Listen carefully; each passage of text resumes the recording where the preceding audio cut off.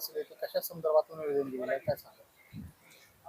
गेल्या 4 महिन्यापासून मार्च महिन्यामध्ये संजय गांधी निराधार योजनेचे प्रकरण मंजूर करायची मीटिंग झाली आणि मार्च महिन्यापासून ते एप्रिल, मे, जून आणि जुलै ह्या 4 महिन्याची प्रकरण मंजूर अद्यापर्यंत झालेली नाहीत.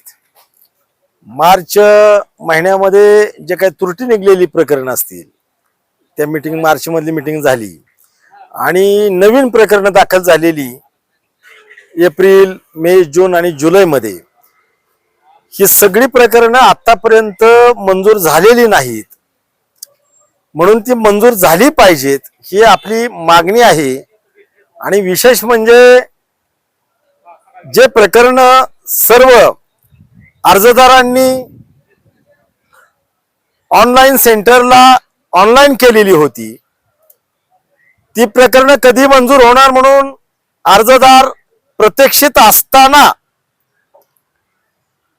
संजय गांधी निराधार शाखेच्या अधिकाऱ्यांनी सांगितलं की ऑनलाईन सेंटरला जे प्रकरणं तुम्ही दाखल केलेली आहेत ती प्रकरणं सर्व परत तिथून रिटर्न घ्या आणि तहसील कचेरीमध्ये ऑफलाईन द्या.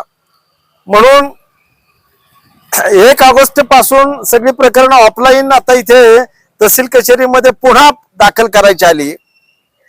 म्हणजे जे वयस्कर लोक आहेत, जे अपंग आहेत, विधवा आहेत, अशा लोकांना, अशा त्या अर्जदारांना त्याचा भयंकर त्रास झाला, मनस्ताप झाला, हेलपाटे मारावे लागले.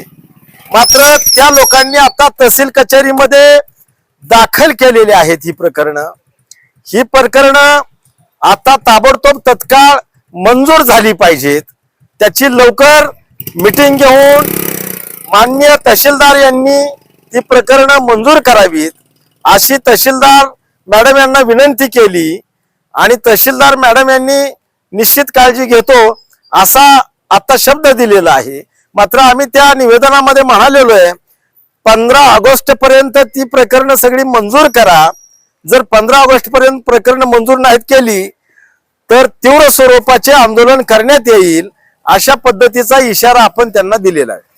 या संदर्भात नेमकं असं का झालेलं असं काय? तर ते मार्च महिन्यामध्ये प्रकरणांना मंजुरी दिली त्यावेळेस ती मीटिंग होऊन ती मंजूर झाली प्रकरणं. पण त्याच्यानंतर जे प्रकरण मंजूर व्हायला पाहिजे होती त्याची मीटिंग व्हायला पाहिजे ती झाली नाही काय. आणि का झाली नाही हे का अर्जदारांना कळायला साधन नव्हतं. होईल मीटिंग असं वाट बघत राहिले आणि 4 महिने त्याच्यामध्ये गेले. मला तर वाटतं करमाळा तालुक्यामध्ये करमाळा तहसील कार्यालयामध्ये हा प्रकार पहिल्यांदाच घडतो की 4 महिने प्रकरण थांबलेली आहेत. कारण प्रत्येक महिन्याला प्रकरण मंजूर होतात. जर आचारसंहिता वगैरे लागली तर प्रकरण लांबतात, पण आचारसंहिता नसेल तर प्रकरण तत्काळ मंजूर होतात. पण ह्या वेळेस का लांबली त्याच्या ऑनलाईनची काय कारणं होती असं पण आम्हाला म्हणजे ऑनलाईनला काय अडचणी होत्या म्हणून सांगण्यात आलं होतं. पण त्याचं सत्यता काय ते प्रशासन बघून घेईल. मात्र अर्जदारांना जे मनस्ताप झाला, हेलपाटे बसले आणि हे प्रकरणाचे अर्जदार म्हणजे सगळे अर्जदार कसले असतात तर हे सगळे वयस्कर लोक असतात, आंधळे असतात, पांगळे असतात. प्रशासनाची याला उदासीनता म्हणायचं असं म्हणायला काहीच वावगं नाही. कारण प्रशासनाची उदासीनता नसती तर ही प्रकरणं मंजूर झाली असती.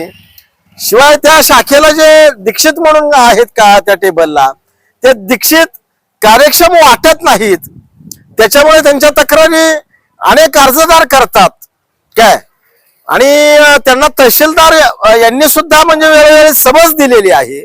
परंतु ते दीक्षित त्यांच्या भूमिकेवरती ठाम असतात की जेणेकरून लोकांची सुलभ पद्धतीनं प्रकरणं कशी मंजूर होतील, लोकांना न्याय कसा मिळेल याच्यावरती त्यांचं लक्ष नसतं. म्हणून तालुक्यातल्या अनेक अर्जदारांची त्यांच्या बाबतीमध्ये तक्रार आहे आणि ही गोष्ट वारंवार तहसीलदार यांना अनेक अर्जदारांनी आणि मी सुद्धा स्वतः त्यांना सांगितलेली आहे. अर्ज किती होत्या आहेत नाही, अर्जाची अॅक्युरेट संख्या सांगता येणार नाही. पण जर एकूण अर्जाची संख्या पाहिली तर एक 400-500 पेक्षा जास्त असू शकते.